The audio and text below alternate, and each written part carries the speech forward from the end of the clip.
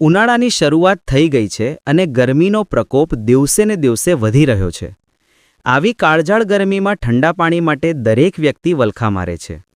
આ સમયે આપણને સૌને યાદ આવે છે આપણું પોતાનું સદીઓ જૂનું અને પરંપરાગત ફ્રિજ એટલે કે માટીનું માટલું.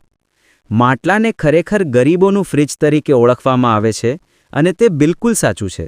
જે ગરીબ અને મધ્યમ વર્ગના પરિવારો મોંઘા ઇલેક્ટ્રોનિક ફ્રિજ ખરીદી શકતા નથી, તેમના માટે ઉનાળામાં ઠંડા પાણીનો એકમાત્ર સહારો આ માટલું જ છે.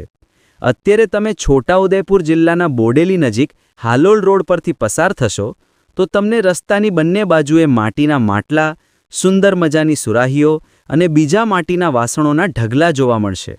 અહીં તેનું વેચાણ ધૂમ મચાવી રહ્યું છે. માટલામાં રાખેલા પાણીની વાત જ અલગ છે. તે કુદરતી રીતે ઠંડુ થાય છે, જે ગળાને આરામ આપે છે. ફ્રિજના પાણીની જેમ તે નુકસાનકારક નથી હોતું. આ પાણીનો સ્વાદ પણ મીઠો અને સોડમવાળો હોય છે, જે સ્વાસ્થ્ય માટે ખૂબ જ લાભદાયક છે. આ જ કારણ છે કે માત્ર ગ્રામ્ય વિસ્તારોમાં જ નહીં, પરંતુ હવે શહેરી લોકોમાં પણ માટલાના પાણી પ્રત્યેનો લગાવ વધી રહ્યો છે. ખાંડીવાવ ગામ પાસે હાઈવે કિનારે માટીના વાસણો વેચતા વેપારીઓનો દ્રષ્ટિકોણ પણ જાણવો જેવો છે. તેઓ કહે છે કે ઉનાળાની શરૂઆત થતાં જ માટલાની માંગ અચાનક વધી જાય છે. આ 2-3 મહિના તેમના જેવા સ્થાનિક વેપારીઓ અને કારીગરો માટે રોજગારની સુવર્ણ તક લઈને આવે છે. આમ એક સામાન્ય માટલું ગરમીમાં ઠંડક આપવાની સાથે સાથે અનેક ઘરોમાં આર્થિક રાહતનો સ્ત્રોત પણ બને છે. ઉનાળાનો સમય શરૂ થઈ ગયો છે અને શરૂઆતમાં જે ગરમી પડે છે એ ત્રાહિમામ પોકારી જાય એવી ગરમી છે.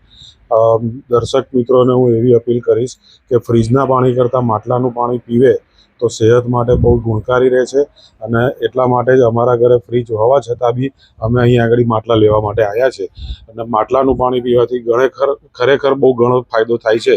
એવી તમને બધાને અપીલ કરી છું કે માટલાનું પાણી પીવો અને તમારું સ્વાસ્થ્ય સુખકારી બનાવો. હું આણંદથી આવું છું, આણંદ વડોદથી.